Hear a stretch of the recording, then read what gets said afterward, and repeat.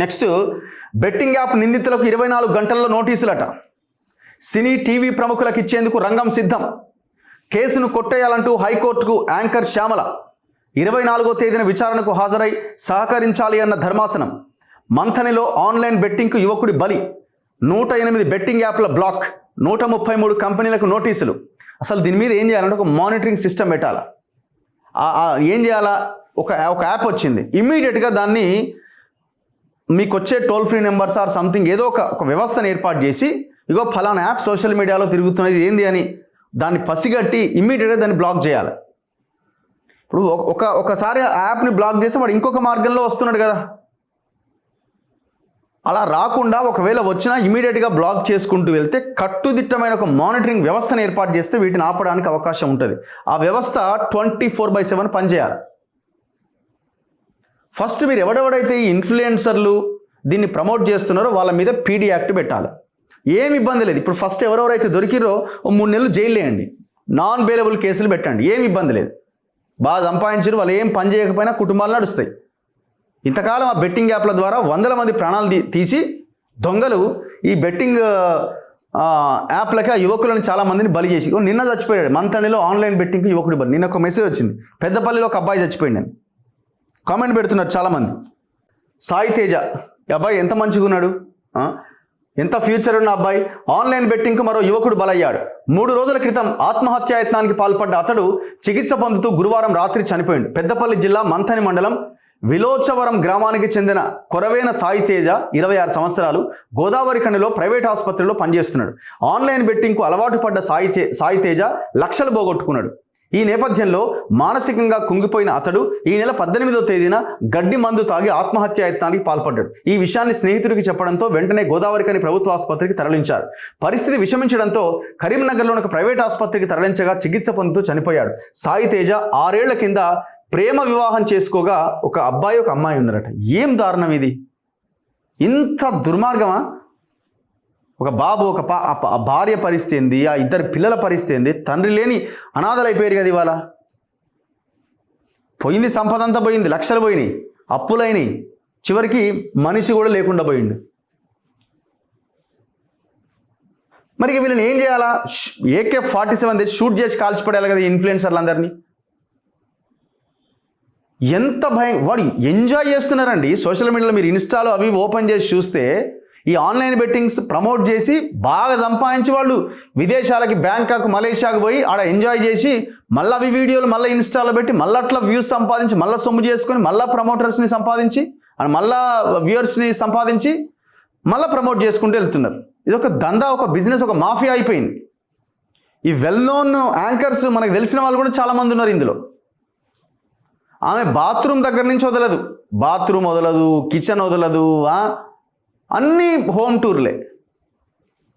బాగా మంచి మంచి ఇండ్లు కట్టుకొని మంచిగా ఎంజాయ్ చేస్తూ భార్యాభర్తలు మొత్తం దీని మీదనే ఎగబడ్డారు కొంతమంది. అయితే సిగ్గు కొంచెం అన్న ఉండాలి కదా. ఈ వార్తలు చూసిన తర్వాత అయినా మారండి. ఇప్పుడు వీళ్ళందరి ఉసురు మీకు తగులుతుంది, మీ పిల్లలకు తరతరాలుగా మీకు ఆ ఉసురు తగులుతుంది. ప్రకాష్ రాజ్ లాంటి కూడా బెట్టింగ్ యాప్లకు ప్రమోట్ చేసినంటే సిగ్గు ఉండాలి కదా కొంచెం అన్న. ప్రకాష్ రాజ్ లాంటి కూడా. బెట్టింగ్ యాప్ల ప్రచారం వ్యవహారంలో పోలీసుల దర్యాప్తు ముమ్మరంగా సాగుతోంది. మియాపూర్ పోలీస్ స్టేషన్లో 25 మంది ప్రముఖ సినీ టీవీ నటులు, యూట్యూబర్లపై కేసులు నమోదైన నేపథ్యంలో వారికి మరో 24 గంటల నోటీసులు ఇచ్చేందుకు పోలీసులు సిద్ధమవుతున్నారు. అంతకుముందు పంజాగుట్ట పోలీస్ స్టేషన్లో నమోదైన మరో కేసులో 11 మంది ఉండగా వారిలో 8 మంది మియాపూర్ కేసులో వారే అని పోలీసులు తెలిపారు. అయితే మియాపూర్ కేసులో పలువురు సినీ ప్రముఖులు ఉండడంతో అన్ని న్యాయపరమైన అంశాలను నిశితంగా పరిశీలిస్తున్నారు. సినీ నటులతో బెట్టింగ్ యాప్ల అగ్రిమెంట్లపైన ఇప్పటికే దాదాపు 15 బెట్టింగ్ యాప్ సంస్థలను గుర్తించారు. 2 చోట్ల కేసులు నమోదైన వారి విషయంలో ఎలా ముందుకెళ్లాలి అన్న దానిపై పోలీసులు న్యాయ నిపుణులతో చర్చిస్తున్నారు. ఈ కేసులో బాధితుల వివరాలతో పాటు ఫణీంద్ర శర్మ తన ఫిర్యాదులో పేర్కొన్న అంశాలను పరిశీలించి, అంటే ఆయన నష్టపోయిన ఒక ఆయన ఈ కేసు పెట్టిండు, దానికి సంబంధించిన ఆధారాలను సైతం సేకరిస్తున్నారు. ఇక పంజాగుట్ట పిఎస్లో కేసులు నమోదైన నిందితులకు ఇప్పటికే విచారణకు హాజరు కావాలంటూ నోటీసులు ఇచ్చారు. టేస్టీ తేజ, కానిస్టేబుల్ కిరణ్ గౌడ్, విష్ణుప్రియ, రీతు చౌదరి విచారణకు హాజరయ్యారు. మిగతా వారు అజ్ఞాతంలోకి వెళ్ళినట్టుగా సమాచారం. ఈ నేపథ్యంలో వారికి సంబంధించిన వివరాలను పోలీసులు సేకరిస్తున్నారు. 24వ తేదీన పోలీసుల విచారణకు హాజరు కండి హైకోర్టు చెప్తున్నది. ఎందుకు వీళ్ళు క్వాష్ పిటిషన్ వేసుకున్నారు, కొట్టేయాల మా కేసు అని. బెట్టింగ్ యాప్ల వ్యవహారంలో పోలీసులు చేపట్టే దర్యాప్తునకు సహకరించాలని, ఈ నెల 24వ తేదీన దర్యాప్తు అధికారి ముందు హాజరు కావాలని యాంకర్ శ్యామలకు హైకోర్టు ఆదేశాలు జారీ చేసింది. బెట్టింగ్ యాప్ల కేసుతో తనకు ఎలాంటి సంబంధం లేదని, పంజాగుట్ట పోలీసులు తనపైన నమోదు చేసిన కేసు కొట్టేయాలని పేర్కొంటూ ఆమె హైకోర్టులో క్వాష్ పిటిషన్ దాఖలు చేశారు. దీనిపై విచారణ చేపట్టిన ధర్మాసనం తప్పుడు ఆరోపణలతో ఫిర్యాదు ఆధారంగా పోలీసులు కేసు పెట్టారు. నోటీస్ ఇచ్చినప్పటికీ విచారణకు హాజరు కాలేదని ప్రభుత్వ న్యాయవాది తెలిపారు. వాదన విన్న ధర్మాసనం పిటిషనర్కు BNSS 35 అంటే CRPC 41A నోటీస్ ఇవ్వాలని పోలీసులకు తెలిపింది. ఈ మేరకు పిటిషనర్ సోమవారం పోలీసుల ముందు హాజరై దర్యాప్తునకు సహకరించాలి అని పిటిషనర్కు ఆదేశాలు జారీ చేసింది. అంటే కోర్టులు కూడా చాలా సీరియస్గా ఉన్నాయి. 108 అక్రమ బెట్టింగ్ యాప్లు బ్లాక్. రాష్ట్రంలో బెట్టింగ్ పై నిషేధం ఉన్న నేపథ్యంలో తమకు అందిన ఫిర్యాదుల మేరకు 108 అక్రమ బెట్టింగ్ యాప్లను బ్లాక్ చేశామని సైబర్ సెక్యూరిటీ బ్యూరో DG శిఖా గోయల్ శుక్రవారం తెలిపారు. అలాగే ఇక్కడి వారికి లాగిన్ యాక్సెస్ ఇస్తున్న 133 భారత బెట్టింగ్ కంపెనీలకు నోటీసులు జారీ చేశామని వెల్లడించారు. బెట్టింగ్ వెబ్సైట్లను అడ్డుకోవడానికి తెలంగాణ సైబర్ సెక్యూరిటీ బ్యూరో కృషి చేస్తోంది. అయితే ఇందులో చాలా వరకు విదేశాల పరిధిలో ఉంటున్నాయి. ఆన్లైన్ బెట్టింగ్కు ప్రోత్సహించిన, పాల్గొన్న తెలంగాణ గేమింగ్ చట్టం 2017 ప్రకారం కేసులు నమోదు చేసి చర్యలు తీసుకుంటామని హెచ్చరించారు. ఎవరైనా ఆడినా వాళ్ళ మీద నిఘా పెట్టండి. ఆడిన వాళ్ళ మీద కూడా నిఘా పెట్టాలి.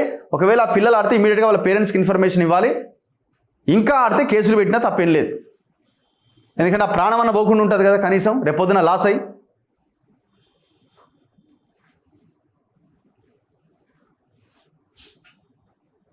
నిన్న సిపిఐ నారాయణ గారు రెస్పాండ్ అయ్యారు.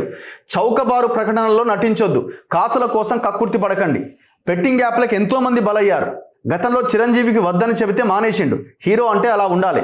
ఏమి హీరో? ఆయన కంట్రీ డిలైట్ అయిన ఒక పాల దానికి బ్రాండ్ అంబాసిడర్. ఇప్పుడు ఆయన స్వచ్ఛమైన పాలు అంటుండే. ఆయన మొత్తం ఇక పిండుకొని ఆయనే తెచ్చిపోసినట్టుంది ఇంట్లో కథ. ఆయన మహేష్ బాబు ఇందు థమ్స్అప్ యాడ్ అది తాగితే ఉందా? మీ పిల్లలు తాగుతారా? ఇప్పుడు మహేష్ బాబు ఇంట్లో ఆయన కొడుకు, ఆయన బిడ్డ అదే థమ్స్అప్ తాగుతారా రోజు? చాలామంది ఉన్నారు. ఇంకా అల్లు అర్జున్ కూడా చాలా యాడ్స్ ఉన్నట్టున్నాయి. ప్రతి హీరో పైసలు వస్తున్నాయి, కోట్ల రూపాయలు. వాడికి 10 రూపాయలు, మనకి 20 రూపాయలు చిన్న బాటిల్ మనకి థమ్స్అప్ అమ్మితే మనకి ఆటాన కూడా ఖర్చు కాదు దానికి. వాటి యాడ్స్ కోసమే దాదాపు ఒక బాటిల్ మీద 10 రూపాయల వరకు యాడ్స్ కోసమే ఖర్చు పెడతాడు.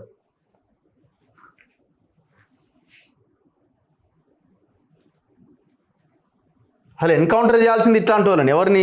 ఈ బెట్టింగ్ యాప్స్ని ప్రమోట్ చేసే వాళ్ళని, ఈ అక్రమ బెట్టింగ్ యాప్లను ప్రమోట్ చేసే వాళ్ళని.